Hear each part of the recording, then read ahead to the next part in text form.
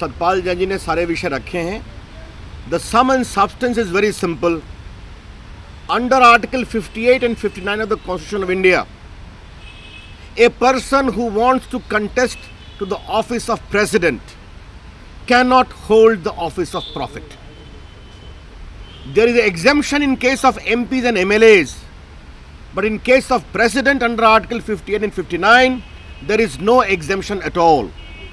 Therefore, as a person, when Pranab Babu files his nomination, he being the chairman of the Indian Statistical Institute holds an office of prophet. Therefore, he is not entitled to be considered and his nomination is fit to be summarily rejected. BJP की ओर से सतपाल जैन ने जो विषय रखे हैं, मुझे सिर्फ 3 बातें कहनी है।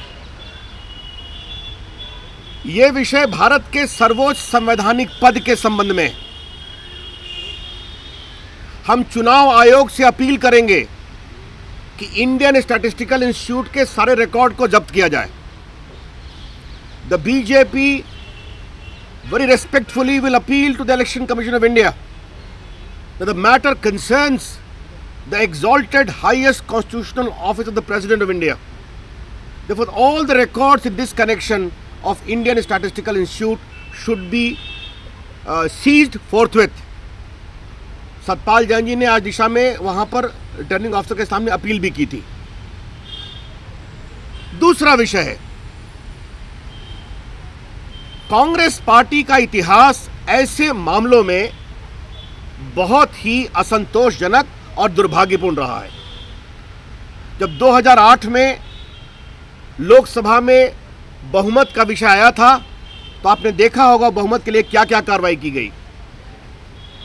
इसलिए हम ये अपेक्षा करते हैं कि इस चुनाव से संबंधित जितने भी पदाधिकारी हैं, वो भारत की संवैधानिक गरिमा, संवैधानिक प्रामाणिकता और संवैधानिक पारदर्शिता का ध्यान रखेंगे। The record of Congress party in these affairs is very dismal and unsatisfactory. We all know what happened in 2008 when the question of procurement of manufactured majority came about, and what happened is too well known, how MPs were purchased, sought to be purchased. Therefore, today the BJP appeals to all those who are involved in this election process to give due regard to constitutional integrity, constitutional propriety and constitutional transparency. ये मुझे दूसरी बात कहनी है। और तीसरी बात मुझे ये कहनी है कि कांग्रेस पार्टी भी इस बात का ध्यान रखे कि इस विषय की गंभीरता को समझे। ये विषय किसी ऑर्डिनरी पद का नहीं है, ये विषय भारत के सबसे सर्वोच्च संवैधानिक पद का है, जिसके गरिमा के संबंध में कांग्रेस पार्टी की स्वयं भी भूमिका बनती है। बस मुझे इतना ही कहना था पार्टी की ओर से। उसकी ऑब्जेक्शंस की कॉपी आप ले सकते हैं, जो ऑब्जेक्शन फाइल किया। जी, राम से तुम अभी कुछ नहीं।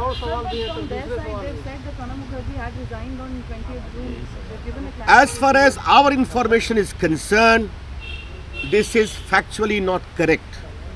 The rest part of it, Satpal ji will address tomorrow when the scrutiny commences. Let them file the reply. And we will await a proper reply from the representatives of Shri Pranab Mukherjee. We understand that Satpal ji has been promised that a copy shall be delivered to them by 2 o'clock. Let's see what the stand they take. Pawan Kumar Bansal today has made a statement.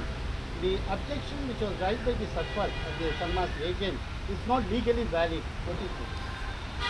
Well, Mr. Pawan Kumar Bansal ji is a parliamentary affair minister and is a very eminent lawyer. Beyond that, I have nothing to comment. Whatever we have to say, our representative, Shri Sangma's representative, Shri Satpal Jain, senior advocate, will address tomorrow. I have only to say that what he has contended is factually not correct. And his assertion is legally invalid. Kumar Bansal's comment is invalid, not valid. उसकी copy ले लीजिएगा objection की आप। मित्रों, बैठक में आज जो पदाधिकारियों की बैठक थी, उसमें हमारे लिए बहुत ही सुखद संयोग था कि श्री संगमा जी स्वयं आए थे। पार्टी की ओर से उनको निमंत्रण दिया गया था राष्ट्रीय अध्यक्ष नितिन गडकरी जी के उद्घाटन भाषण के बाद श्री संगमा जी ने पार्टी का धन्यवाद दिया कि बीजेपी ने मुझे समर्थन किया है और उन्होंने राष्ट्रपति पद के लिए अपनी उम्मीदवारी और समर्थन का आग्रह किया। बाकी जो महंगाई के बारे में जो बीजेपी की ओर से देशव्यापी बंद हुआ था, फिर जो प्रदर्शन हुआ था, इन सबों की चर्चा हुई, सांगठनिक विषय हुए, वो बैठक में चर्चा हुई।